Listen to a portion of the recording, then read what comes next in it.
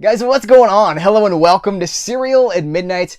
I want to set up what you're about to see. I recently had the great pleasure to sit down and chat with the team behind the Mahoning Drive-In, a Pennsylvania theater where it's become nationally, if not internationally famous for their 35mm screenings of the movies that we all love so much. People are coming from all over the place and descending upon this theater for their themed weekends, their festivals.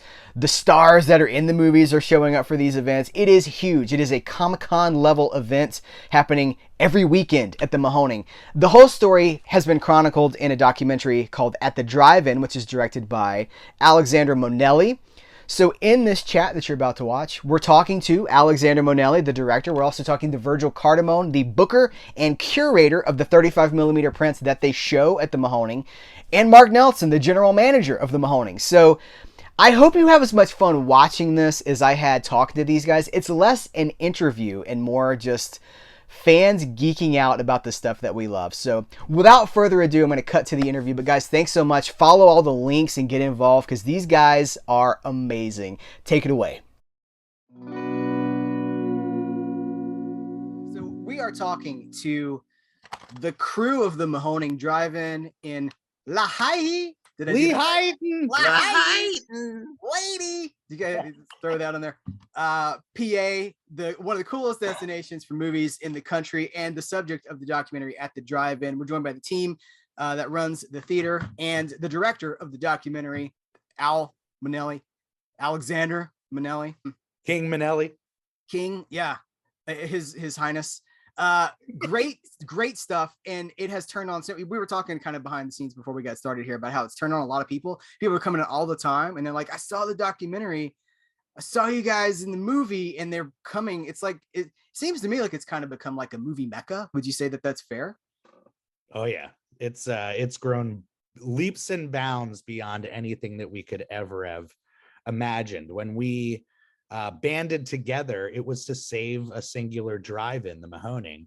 And the fact that it's become legendary and a leader in the industry, and has such attention and growth every single year, it's mind-blowing to us. So we have people travel from all over the world to come and experience 35mm on the magical Mahoning screen. So it's an experience, and certainly a journey it has been, from when Al captured our early beginnings, from when it was a necessity for us to stick with 35mm, to now where it's become our total calling card.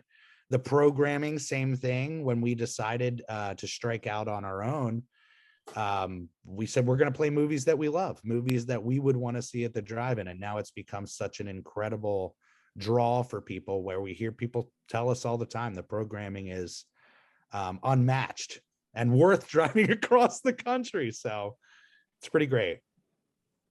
Al, what drew you to this subject? I know that this was your first feature film, your first feature documentary. Did you hear behind the scenes like rumblings about this theater that was starting to make waves? Like, what was the genesis?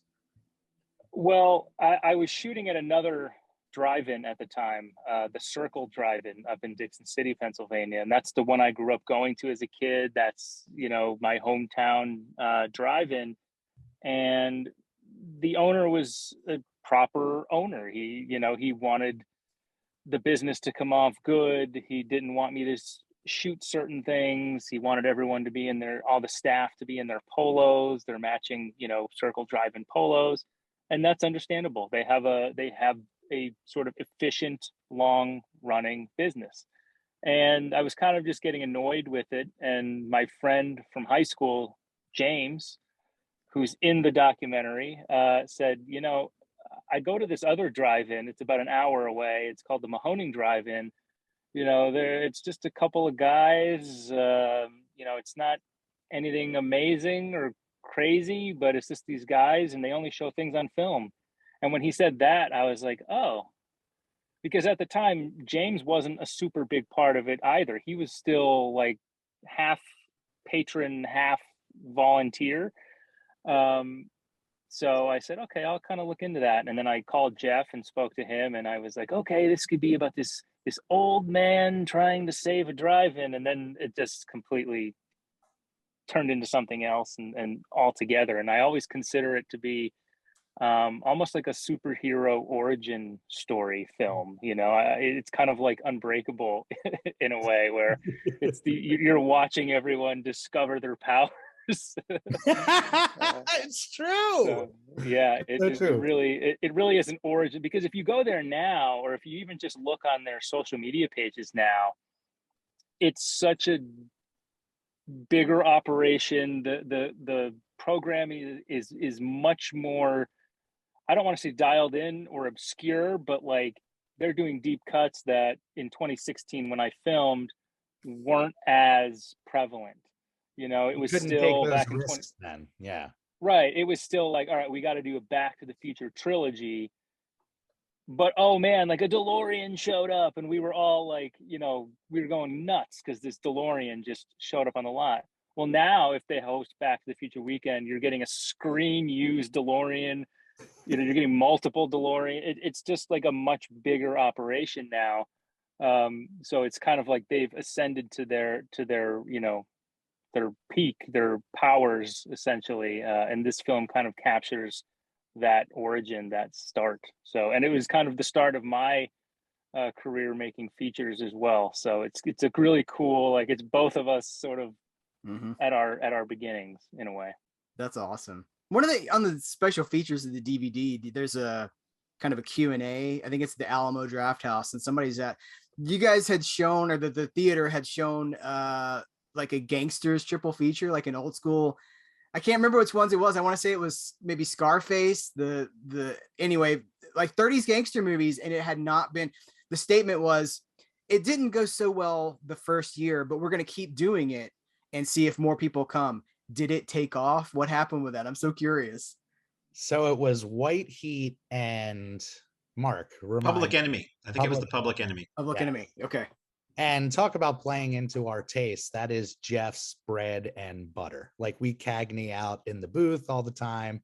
Eddie G, you know. What do you see? Yeah, exactly. See, yeah. Exactly. Any film that refers to guys as mugs and says "see" a lot falls into that category. We're there. We actually expanded. Our next gangster weekend, I guess, was the Scorsese event, and we went way more modern. We do all sorts of fare. We haven't touched actually back on that gangster weekend since. Okay. But it's incredible to think some of the stuff that we played during 2014, 15, 16, and 17 would demolish now, like demolish. I remember one of our first shows was Shawshank and Cool Hand Luke for a jailbreak weekend. Nobody showed up, but now with the draw, it begs to come back. So, but we were swinging for the fence right out the gate. We were like, let's go for classics. Let's try to get people to notice what we're doing. And, you know, the theory of throwing that rock and letting the waves kind of work their way out really worked for us. And I think it was perfect timing. The social media, the documentary, the resurgence of nostalgia and the marketability of nostalgia throughout Hollywood and the world and all that.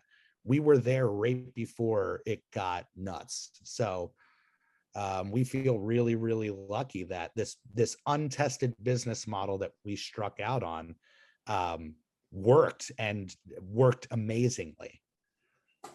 Virgil, I actually have a question about something that I just popped into my head. Yeah. Semi-related. One, do you and Jeff still reference Wings Hauser? And two, has a Wings Hauser movie been on the bill yet? Have I missed one? Wings Hauser. So no, you haven't missed one. But Mark, correct me if I'm wrong. We got a Wings Hauser coming up soon. We do have Vice Squad, which is I think the only Wings Hauser film we've ever played.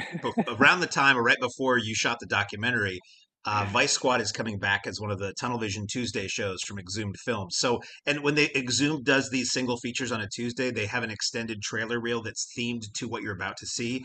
So who knows, Harry might put together, there could be an all Wings Hauser trailer reel. That's an inside joke for folks that have maybe not seen the documentary.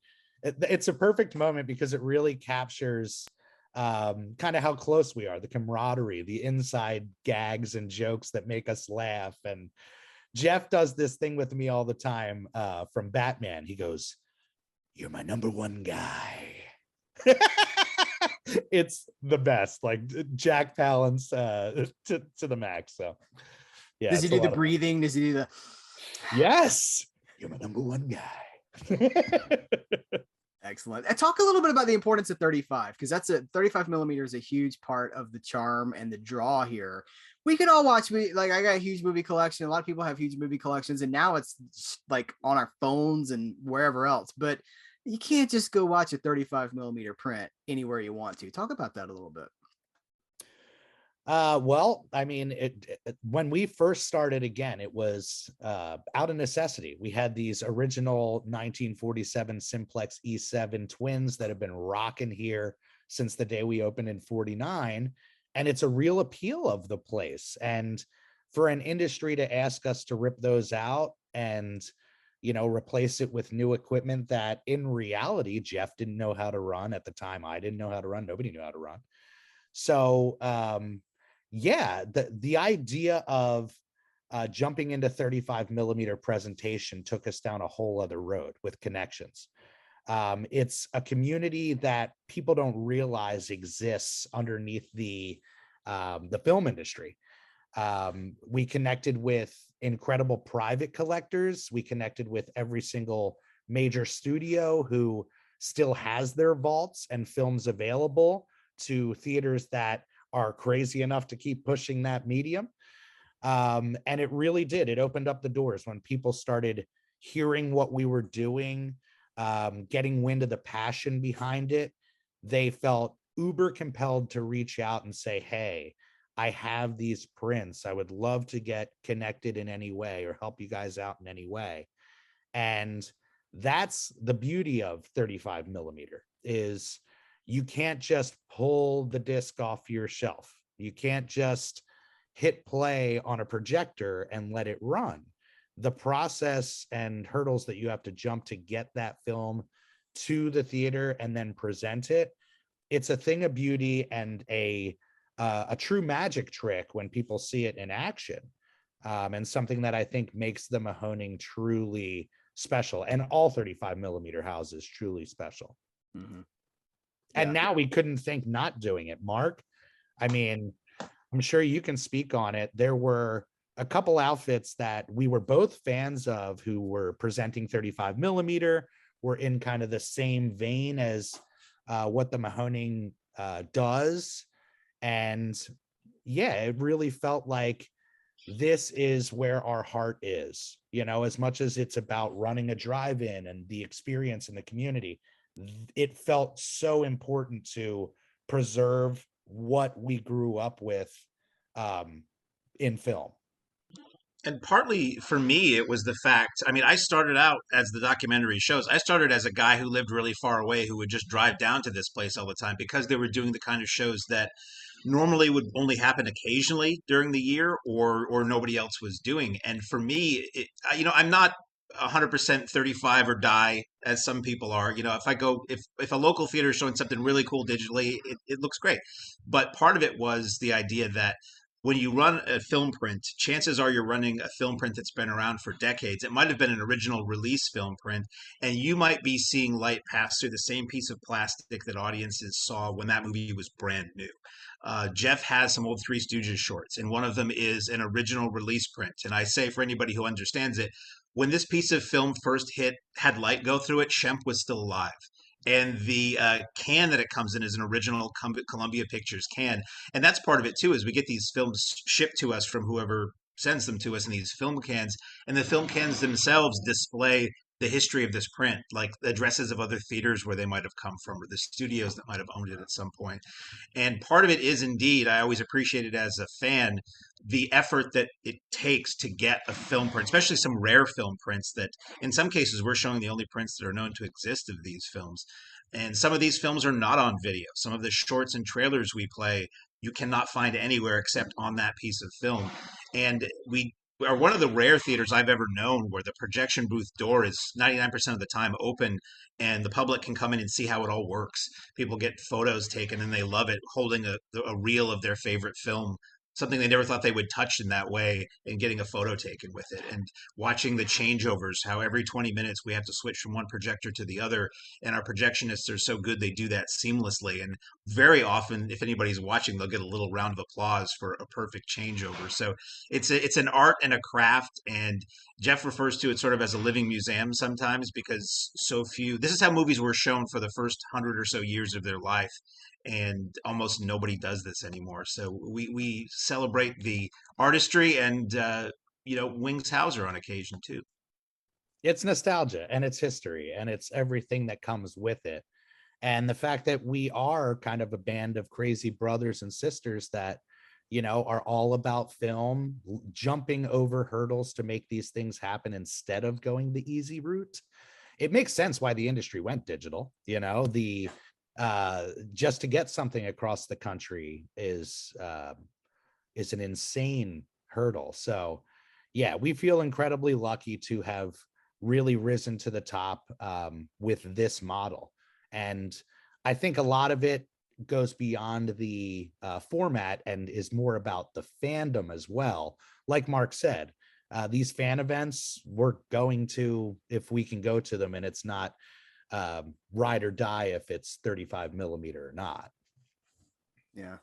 Fandom is important. Al, did you know when you started this that you were tapping into this community that was what it, like, we look at it now and I see the programming on the website for what's coming up, and there's, Mad Max marathons, and I have to imagine attendance for these things is just huge. Did you know that was going to be there, or were you just kind of taking a shot on it? I kind of did, but I wanted to avoid a sort of fandom documentary. There's been many of them. I love all of them. The Monster Squad one comes to mind is one that I really enjoyed. Wolfman's Got Nards. And you guys played that, and you had Andre. Sean himself come to the Mahoning, so that was exciting. But I wanted it to be, I wanted it to feel more like a 1970s documentary, much quieter, much more, like not sure if you're supposed to laugh at certain points. Whereas a lot of these sort of fandom, because there's a documentary about every fandom now, and I just kind of wanted to kind of steer clear of that. So I did know that this was a sort of big subculture. And then there's subcultures within the subculture. So there's the 35 millimeter film subculture. Then there's, like you said, the Mad Max subculture, and, a variety of others. So I think I was aware of it, but I didn't want to, live in that too much. I wanted it to stay more focused on the guys and just them and the place itself. I wanted it to sort of just be more about this special place and why it's special and how it's a real escape for many different people. For us, it's become like a Comic-Con culture, and Comic-Con culture has taken over. The industry, like you said, has become fandom extreme to the point where fans are now making the major motion pictures and reliant on the fact that they are super fans of the product that they are hoping to have your kids come to and fall in love with. It's incredible. And I think a big secret it's not a secret now, but a big move for the Mahoning was realizing it is bigger than the movies. And if we tap into fandom, even niche fandom, even fandom that doesn't have to do with film, like we did the Woodstock anniversary screening where we screened Woodstock. We tie-dyed t-shirts. We had a t-shirt tie-dye stand, and the fandom on the lot was alive, like you were at a true rock concert. And it was an eye-opener to say, wow, we can tap into really specific fandoms and play right into that and find success just like we would trying to draw people off the big notable blockbusters off the top. A good one for this year, a great example, is the Batman 66 screening. We're bringing out a Batmobile. We're bringing out, Adam West and Burt Ward cosplayers. and we're doing it up. And if you are a Batman 66 fan, it's like the Mahoning is a place where you want to come and celebrate that love, because it's like the ultimate fan experience. Well, that's what I've said for years about the theater is we all love movies who work there, and that's what we talk about the whole time we're there, whether we're open or not. And the different, so many people who work at the theater started off as just regulars. And I always say to people, the difference between a customer and us is which side of the counter we're standing on. That's really it. Every weekend is like a convention. It's a sea of cool T-shirts that you're asking people where they got. It's you could turn to anybody and have your knowledge of the subject at hand met or exceeded. Like you could turn to anybody on a weekend where we're showing Vincent Price movies. They're all Vincent Price fans. It's like a concert where everybody there, you all like the same thing. It's the easiest place I've ever known to make friends. And I'm not a kind of guy who ever really sought that out, but it's just so social and so it's a love fest every night for whether it's Wings Hauser or whether we're showing Tommy or the Woodstock show. I was working the cash register at the snack bar at that time, and I had a customer come up to me and say he was at the original Woodstock, he was at the 94 and 99. They had just canceled the, I guess, 50th anniversary concert, so he came to our place instead and got to experience Woodstock again. And it was just like, it was amazing. Yeah, and that's the draw of the Mahoning now, is if you are a fan, period, and you are a person like yourself that, is a lover of physical media and collecting movies and living in nostalgia, there is no better place to come and experience that and wear that on your sleeve. And the fact that Mark mentioned it. It's like a rock concert, except up on the big screen, it's your favorite actor instead of your favorite rock star. And since we realized most of our fans were coming from out of town, we started offering the overnight passes, which allow people to extend their stay until noon the next day. And talk about an aspect of community that is just not out there besides kind of the 3-day rock concerts or things like that. It just doesn't exist. So it really did elevate the community aspect of what we do. And I'll say it until I'm blue in the face. That's probably the most important thing of what we offer. It's a means for you to get out of your head, come and enjoy a happy place and at an insanely affordable rate. And there's not many things like that anymore. Before it was ball games and things like that. But now, you're talking about a serious expense to be able to do that. And for the Mahoning, for a lot of people, it's their go-to any day of the week. Yeah. How have the last few years impacted the drive-in for better or for worse? Like, I know that obviously there was a global pandemic, and I'm kind of curious how that played into the whole scene, because I know like in my neck of the woods, people were not going to the drive-in even during the pandemic. You would think that they would, but they did not. What did you guys see? It always feels weird to say, it feels awful to say the pandemic was very good to us, but we were the only game in town, literally, for anything for people to do. All the indoor theaters were closed, concert venues were closed. There was no way to get out of the house and do anything safely. And we did really well in 2020. People rediscovered the drive-in, I think, nationally on the whole, but they also rediscovered us. So we had so many people who had never been to our theater. I mean, every weekend we have people who are first timers, but we had so many people who had never been to our theater, who hadn't ever been to a drive-in or hadn't been in decades. So people would say, I haven't been to a drive-in in 30 years, but they could come out and stay in their car, or, we were spaced out the parking. So it was outdoor and socially distanced. We closed the snack bar and we basically turned it into an order window and a pickup window. And we did really well. So it remains to be seen. The numbers have dropped a bit since 2020 because people have other things they can do now. And like the first 4th of July weekend, we did, what did we do? We did Karate Kid 1 through 3 last year. And we're like, Cobra Kai is huge. This is going to be amazing. Karate Kid, we've never run these. And it was a very meagerly attended weekend because it was the first year after the pandemic that people could have cookouts again. They're like, I am going to see my family. Exactly. So we have competition again, but Virgil knows the numbers better than I. We're still doing rather well. Oh yeah, the growth's unbelievable, and on a booking level, it raised the bar for us. There's always something every year that really raises the bar, and we all know it. Every single concert venue closed. Nobody had an outlet to get in front of a crowd, so we got reached out to by comedians, by movie stars, by rock stars, things like that, to say, hey, is this an option for me to come out and do something in front of your growing audience, you know? So it really did allow us to lock in some things we never thought we'd be able to lock in. It started with the Bruce Campbell event for sure. That was 2020, I believe, right? Yeah, because Keep Your Distance was the sell of the tour.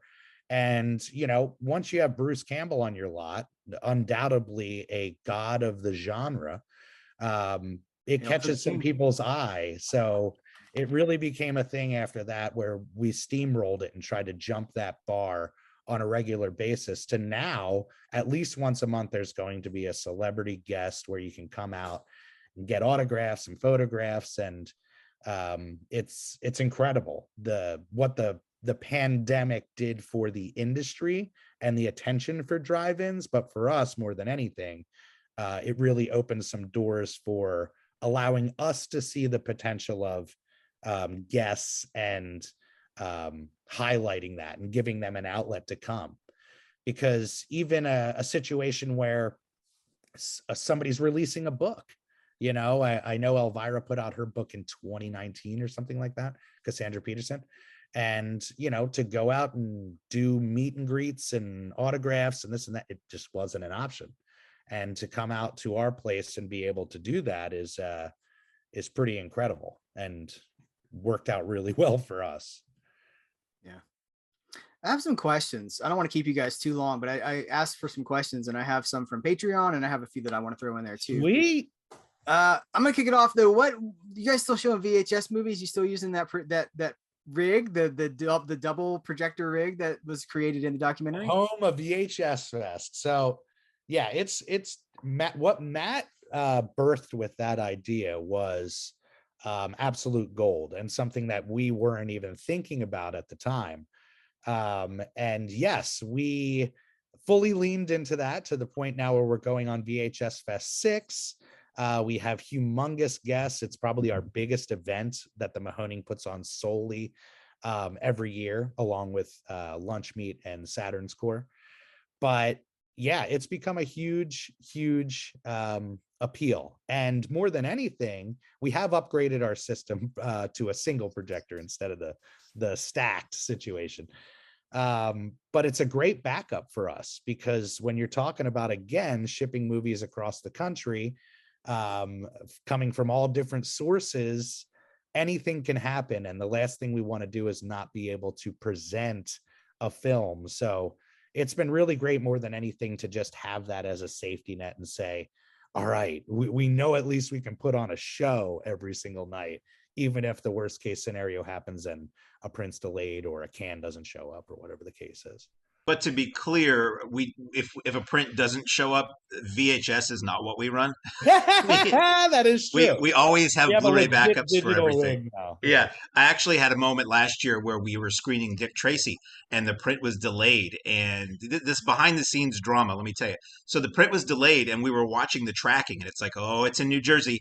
Oh, it's now in Pennsylvania. And it was getting like, this was the weekend we were supposed to show it. It was showing on a Sunday. And finally it came down to the day, and it's like, yeah, we're not going to have this print. And we didn't think to try to secure a Blu-ray before that. And I think it might have been out of print too, which made it even trickier.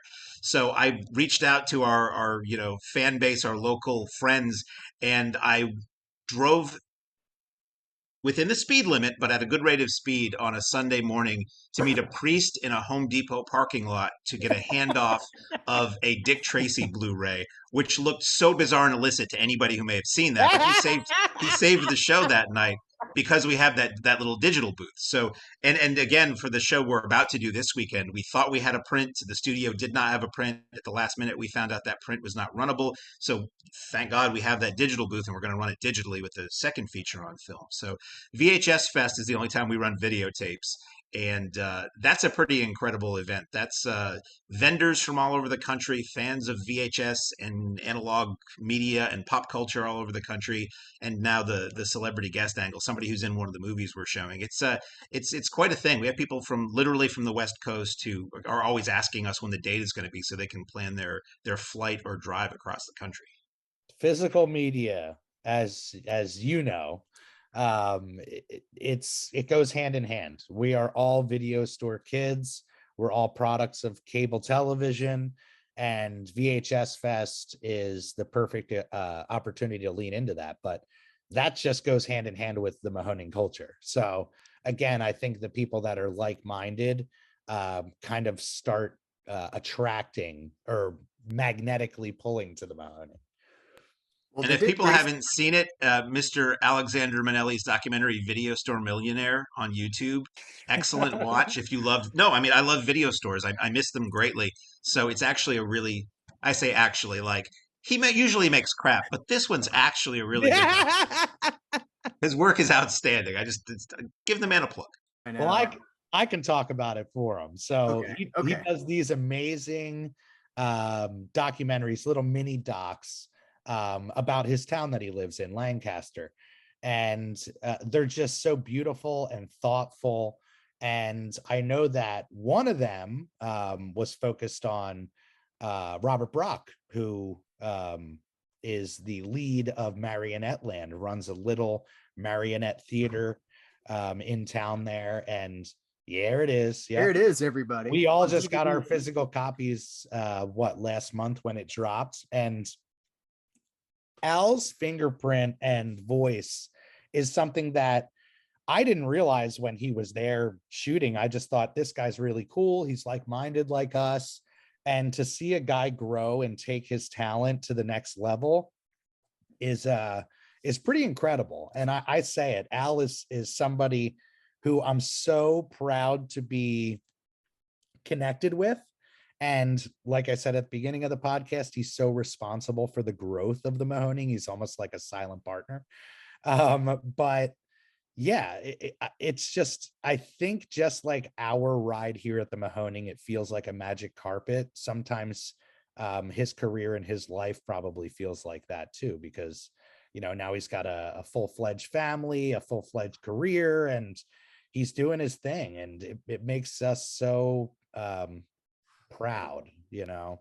And you had used the word human earlier, Heath, and that's the word I always use when I talk about Al's work. It's very human or humanistic. It's about people and what they do and their dreams and their struggles, or focusing all their energy to achieve those dreams, and down to those Lancaster documentaries that he used to do before he was doing features that were just about interesting people in and around the city he lived in. They care about people. They make you feel better about the world around you when you're done. I don't just say that because I'm in one, but I would have loved at the drive-in if I had nothing to do with it, because I love drive-ins. And it's such a fun, I mean, again, we hear almost every day, either in person or in social media, from somebody who just watched the documentary and wants to know updates on all of us, the characters, as it were. You know, how's Virgil's baby?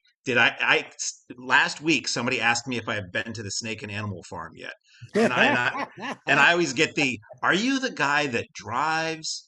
And the answer is yes, but not as far as I used to. So yeah, Al's work is outstanding, and we love that MVD has put out both of those films with apparently the exact same number of minutes of deleted scenes for the two features. I think it's 17 minutes for each one. Oh, I didn't notice that.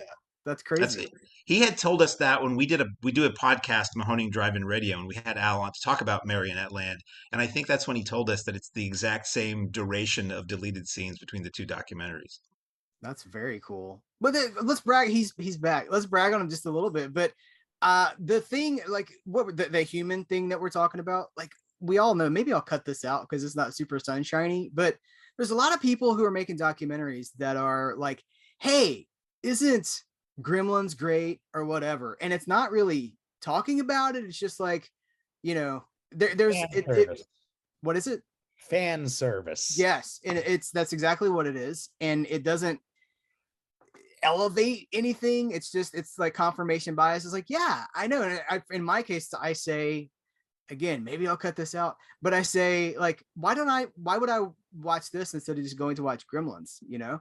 Oh, totally. I think But with Al's work, it allows the audience to breathe with the characters, and it shows their flaws. It shows their hurt, their pain, as well as their loves. And I think that more than anything for me during that process was such a learning experience to say, you know, I've been very open and honest my whole entire life about what I want. I've been somebody up on a stage that tries to present their whole heart, but to really expose yourself on film and really allow somebody to, you know, dig into your personal life, it was in a weird way very cathartic for me. And the relatability with that aspect of the film, you know, just as much as people come in, they know who we are, they know our stories.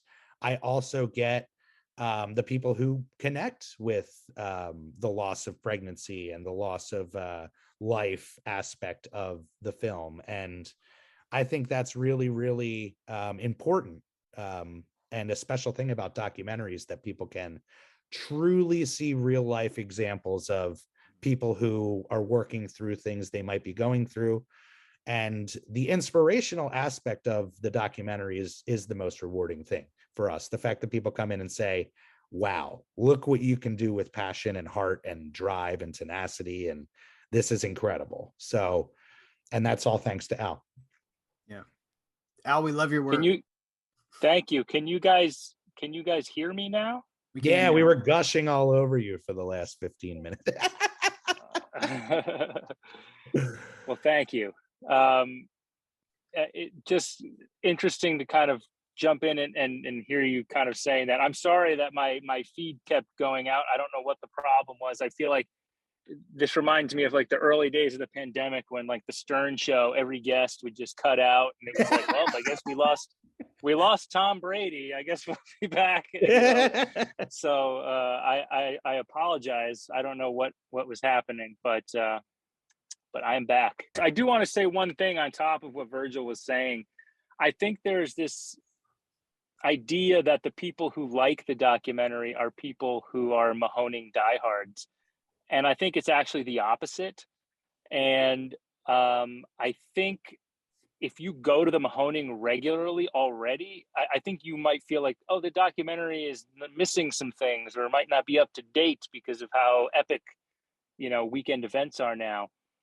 I think the film is more for people who've never heard of them, and it's this sort of window into this family, essentially.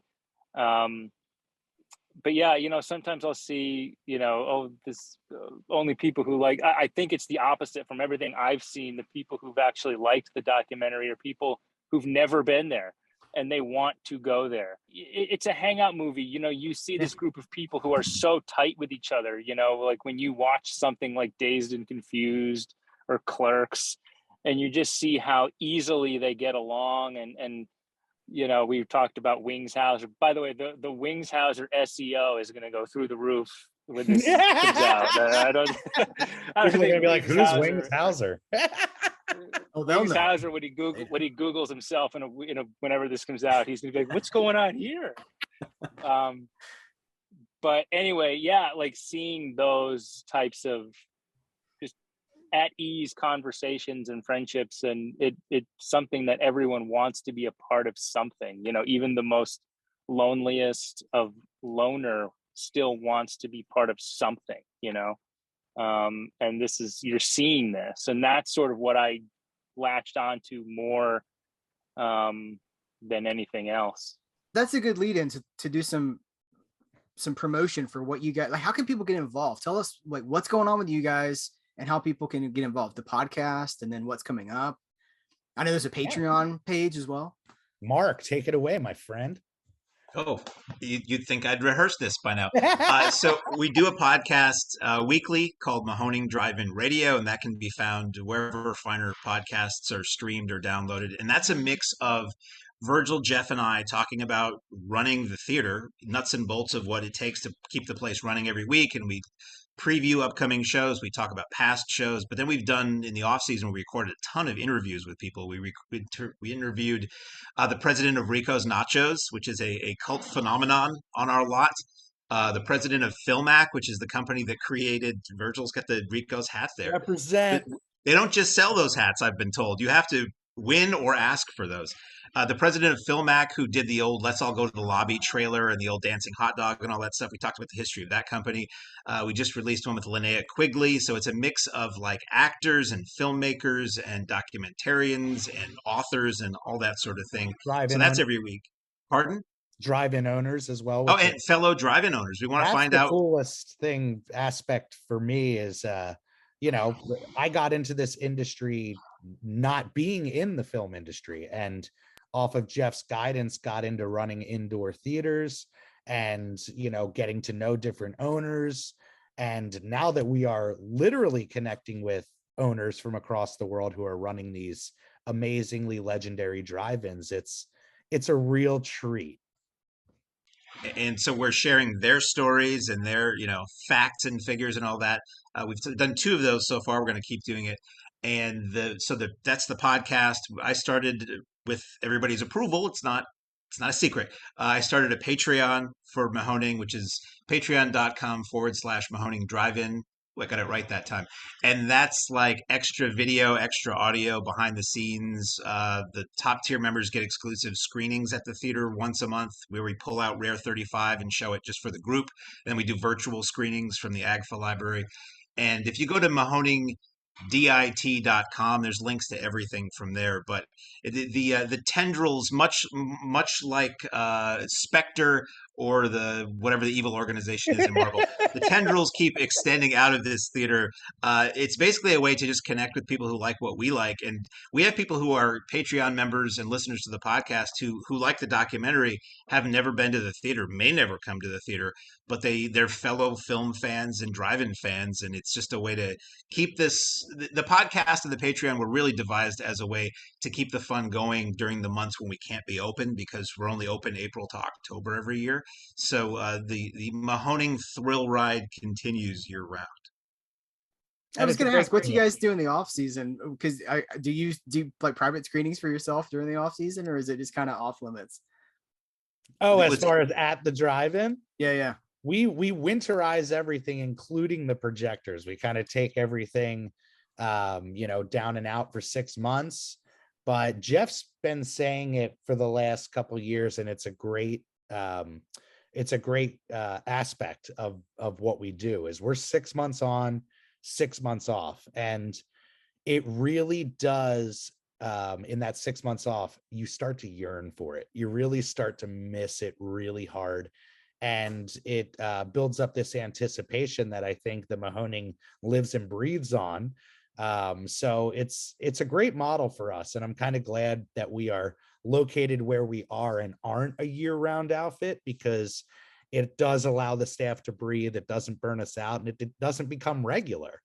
A great line in the documentary is Jeff talks about when you have the Empire State Building in your backyard, you kind of forget the beauty of it after a while. And that was the case with the Mahoning. And it's a great kind of a crossover there. That seems like a great place to leave it. Anything else you guys want to talk about before we wrap up? Yeah. If you guys want to experience the Mahoning Drive-In Theater, do not hesitate to come on out and make the trip. We will literally welcome you with open arms, and we love seeing this community grow and seeing people convert to loving 35 millimeter and truly letting their freak flag fly and their fandom flag fly here. So regardless of where you are in the world hearing this, make it a point to come out, make a journey, and spend a weekend with us here at the Mahoning Drive-In Theater. And I would advocate everybody who hasn't seen At the Drive-In, which from the number of people I hear from, it can't be many people left at this point. But if you haven't seen At the Drive-In, the documentary by Alexander Monelli, who's in the square below me on my screen here, that's available on Tubi and Amazon Prime, and Al probably knows some other streaming services. I always advocate getting the DVD because that will be with you for as long as you have a player that can play it. And it has 3 commentaries that we recorded in a freezing projection booth in December just before it came out, and a lot of extras that you won't find online. And then Marionette Land is a wonderful follow-up feature documentary that's out via MVD. I'm doing everybody else's job here. I don't mind. I love this stuff. Marionette Mark, Land is available. I really appreciate your shilling, Mark. It Well, was great, and it sounds really conceited when you do it yourself. So I figured I'd do it for you.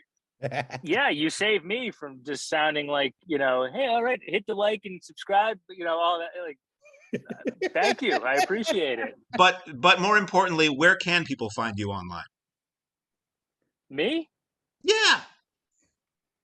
Just search Alexander Monelli. It's not if you can't find me online, you must not know how to use a computer. Because it's literally like we all know how to stalk now. Well, but yes, thank you, Mark. Please buy the DVD. The DVD has extra stuff. It's just much more fun to have. But you can also watch it on Amazon, iTunes, Canopy, Tubi, Vudu. Every word that doesn't sound like it's a real word. It's out there in the world. It's on YouTube Premium or just check it out, watch it, and then go to the Mahoning. So and buy the physical copy because you can't stalk the director and corner him in a parking lot and have him sign a download or a stream. Well, Just like a priest. That makes me think. So Virgil, I missed. I guess you gave me a shout out when I was there opening weekend. The Mahoning has a radio. They basically like DJ the entire from when the gates open until when the movie starts, so people on the lot can listen. And there's a DJ, and it's really cool. And Virgil, apparently you gave me a shout out and you mentioned my family and all this stuff. And I'm glad you did that because then everyone sitting around me knew who I was. And when my daughters were just creating havoc and wrecking the screening for everybody, now everyone knew, oh, it's that asshole director and his 2 kids. He gets a just pass. destroying our pristine screening of Wizard of Oz. So thank you. I was right in the front. I got to say, I did not notice any of that. It was, okay, it was a glorious screen, but that's the beauty of the drive-in. The sound goes straight up, He came over the PA system and gave out his home address. You're like, if you have letters that you'd like to send to this guy, send your fan mail. Yeah. But Heath, I got to thank you, brother. Honestly, getting us together anytime I can get together and see Al's face. It's amazing. I mean, I see Mark all the time, but I really do love Al endlessly. And like I said, when he was off, to be connected with a talent like him and to see where he's going with his career it's again another gift that I could have never dreamt would have happened here at the Mahoning. So the lifelong friendships and aspects like that are the gift that keeps on giving. Well said. Thank you, Virgil. Right back at you. You guys are great.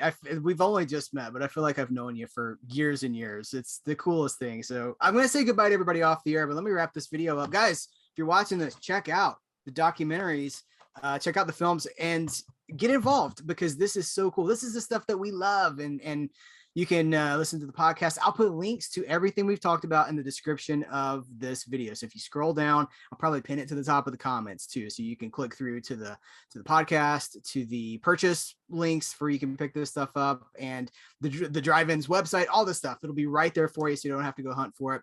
Al's where we can find Al, that'll be in there too. Or it'll just be Google. Google.com is what it'll say. Yeah, and I'm happy to talk to anybody, tweet me. I'm not the biggest Twitter guy, but Instagram, Facebook, I always get back to everybody. So. All right. Sounds good. But gentlemen, this has been an absolute pleasure. I hope to see you soon face to face at some point. I gotta get out there and see. We'll see you at the drive-in. Now I'm saying you got to get out here. Yeah. VHS Fest Pro is meant for you. No joke. You will love it. Vendors galore. It's nuts. sounds amazing. Yeah. Yeah, for sure. All right, guys, comments, jump in. Let's talk about this stuff. Go follow these guys. They are amazing. And this is everything we love. So guys, thank you so much. And for you watching, thanks at home. Take care. Until next time, we will catch you later.